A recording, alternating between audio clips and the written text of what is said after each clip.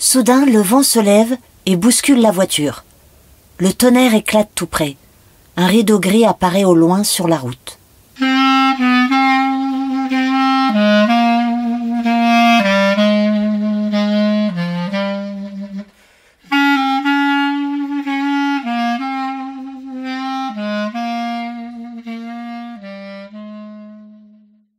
La revue Rue Saint-Ambroise et l'association Rue du Conservatoire vous proposent Mathilde de Sabine Guérin-Calvo.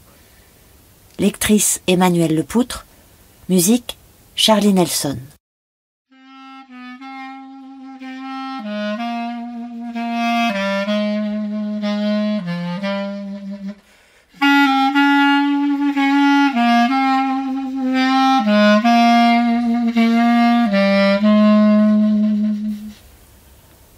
Mathilde monte encore le son de ses écouteurs. Elle en a plein les oreilles des disputes de ses parents. C'est encore en train de dégénérer. C'est moi qui ai raison. Non, c'est moi. Quelle bande de gamins. Elle regarde son frère, absorbé par sa BD, parfaitement indifférent à ce qui se passe devant. Quel gros nul celui-là. Elle ferme les yeux, se concentre sur la voix de RM. Elle tente de compter les jours qui la séparent de leur concert en octobre. Son frère s'allonge sur le sac posé entre eux. « Mais dégage, gros tas !»« Ferme ta gueule !» lit-elle sur ses lèvres.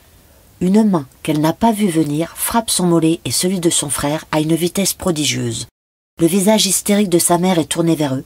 Elle sort un écouteur. « Vous pouvez pas rester tranquille 2 secondes ? C'est quoi votre problème ?»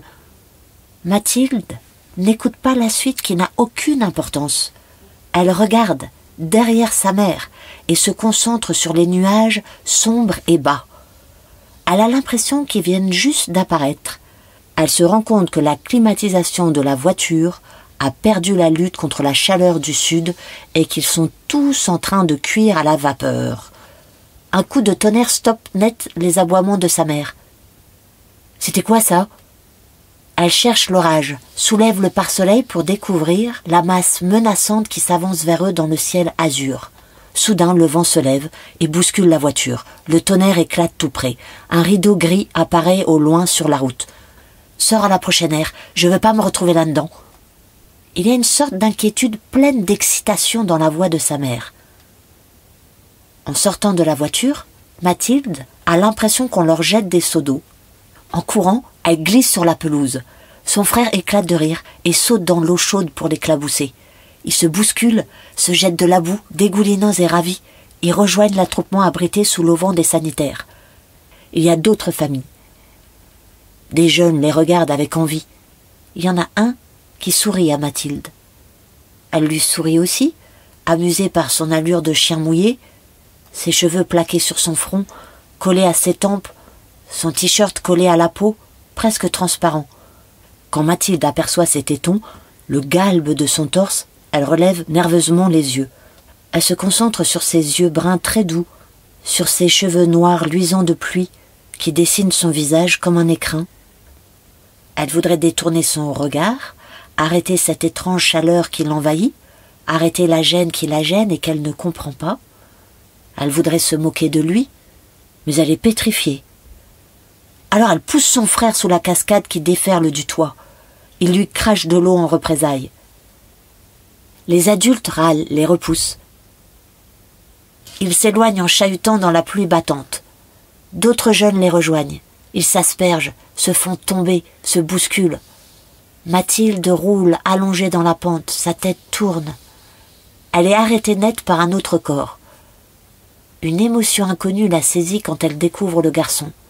Son visage ruisselant tout près du sien, ses lèvres entr'ouvertes sur ses dents luisantes. Elle est prise d'un frisson étrange qui la parcourt à l'intérieur comme une onde. Le rire l'envahit, et c'est comme si ses orteils riaient aussi, en même temps que ses poumons et sa bouche, même ses cheveux. Il éclate de rire. Sous la pluie, face au ciel, collés l'un contre l'autre, une joie nouvelle, irrépressible, la parcourt tout entière. Il tente de se lever. Elle le repousse pour le faire tomber et stopper ce contact qui la bouleverse. Elle court vers ses parents.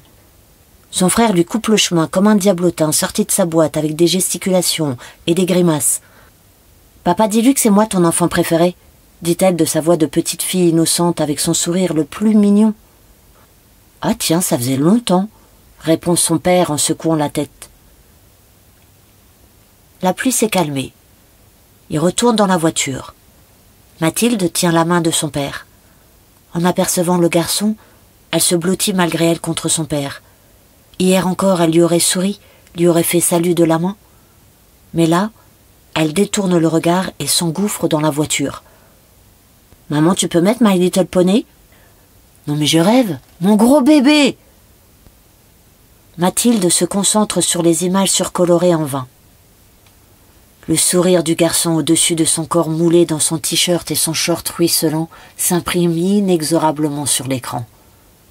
Elle se recroqueville, regarde ses parents qui s'amusent de la situation qu'ils viennent de vivre.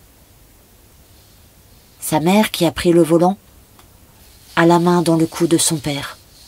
Lui a la main sur la cuisse de sa femme.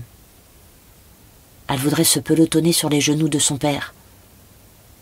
Elle pose sa tête sur la vitre et regarde à travers les gouttes le paysage, troublé et flou.